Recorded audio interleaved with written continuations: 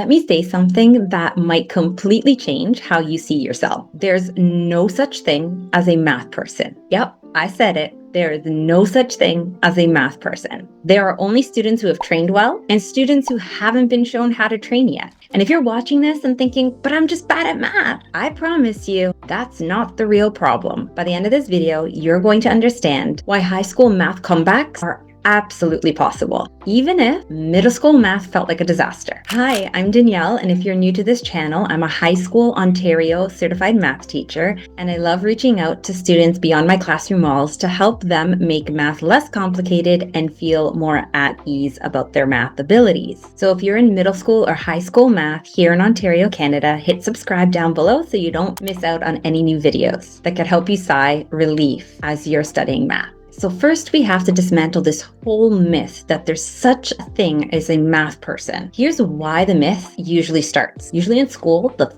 fastest student gets labeled the smartest. They raise their hand first, they finish their tests early, and they just get it, or at least it seems like that. And the student who needs more time, they quietly decide, I guess I'm not a math person. But here's the reality. Math is trained. It's a language. The brain adapts and anyone can improve. This is something I didn't figure out until my late 30s, early 40s. The brain is trainable and the science backs this up. Your brain rewires with practice. Pattern recognition builds speed. So just imagine learning something and redoing it. Of course, you're going to get faster and better at it. And struggle strengthens learning. It's good to struggle. So let's recap. Fast does not equal smart. No. But fast does mean you have been super trained. Struggling is literally how your brain builds better connections and stronger connections. Struggling doesn't mean you're bad at math. If that's the case, I wouldn't have gone off to be a math major.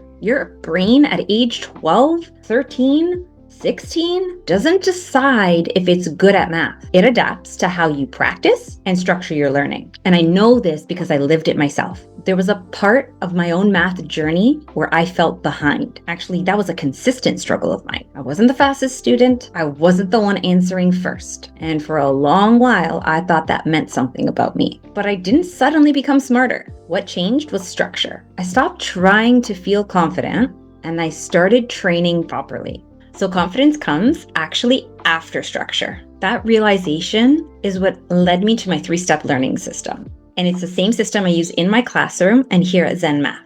Because I was realizing that once I conceptualized this system for my students, it was helping them rebuild their math abilities and close gaps that they were struggling with before. Plus, get the grades they wanted. Because once you actually understand how the brain learns math, you can create systems to work with that learning and create paths forward. So if there's no such thing as a math person, why does this myth feel real? A lot actually comes from how the system is set up before high school. In middle school math, things can feel a little inconsistent. Not every grade 7 or grade 8 teacher is delivering the same consistent content and the exact content that's needed for high school math. The other piece is us teachers struggle with time and getting out the curriculum. So we don't have a lot of time to think about and teach how to learn. And one small itty bitty problem is that elementary school teachers, especially in grades 6, 7, and 8, aren't always math certified. So a lot of times students enter high school math not ready for it. And in here, Ontario, the semestered math system moves so fast. You come from middle school math, which is like being on a slow math train, to high school math, which is like this high-speed express train. And if you miss one concept, the train is going on without you. So then students are left thinking, oh, well, I'm just bad at math. But the real issue is so much simpler.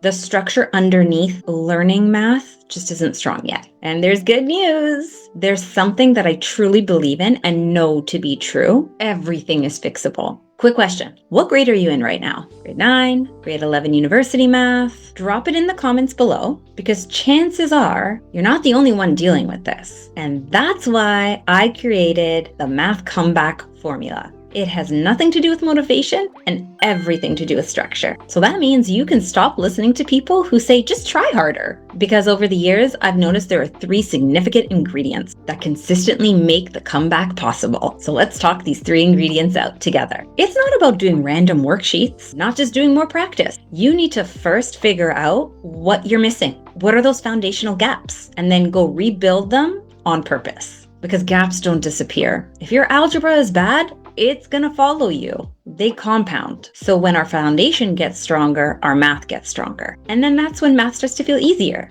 So we need to figure out what topics don't feel good for you. And I've created a math comeback PDF for you to download so that way you can identify which gaps are missing for you that you need to target and get a hold of so you're ready for your next math class or make this one feel better. Okay, you're gonna think I'm crazy. But the reason why I was able to have a math comeback is because my school was not a semestered school, even though being in Ontario. And so just like a professional athlete who never stops training, even in the off season, we have to adapt that method and strategy to our math students here as well. I come back from 2 months in the summer feeling foggy brained about math, and I've been studying it for years. I really feel for our students here in Ontario who could possibly go an entire 5 to 10 months with no math and then come back into the math class trying to pick up exactly where they left off and be better than the year before. So in order to train in the off season, you want to make it feel light. You don't want to disappear from math completely because there is such thing as learning loss. And you just want to not only close gaps, but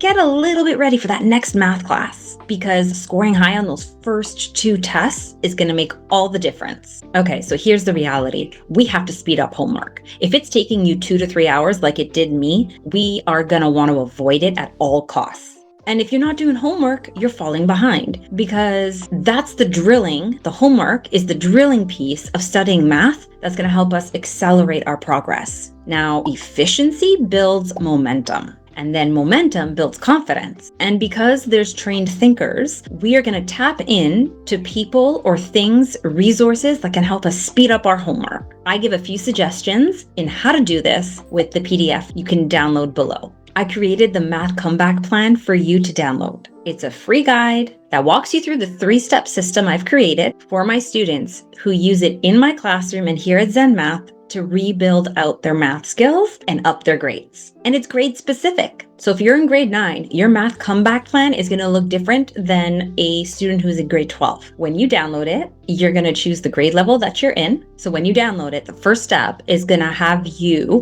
go through our 3-step system and then identify the class that you're currently in or took last semester. Once you do that, step 2 is going to walk you through all the curriculum expectations you were supposed to get from that class. And I even highlight the strongest ones, the most important ones you need to know for your next math class, so you can make sure that you have exactly what you need and feel good about what you did last math class so you're ready for the one ahead. So you'll check off the ones that you feel you've mastered and leave the ones you haven't mastered unchecked. Step 3 is if you're in a math class, you're going to put your daily learning plan for math together based off of what you need from the 3-step system. And even though your grade might not skyrocket because you're in the messy middle right now trying to stay afloat in your math class, that's okay because the more you practice the 3-step system and apply it, the better you'll get at it. And then we can deal with where you're at in the off season to prep you for the next class. If you're not in math class right now, even better,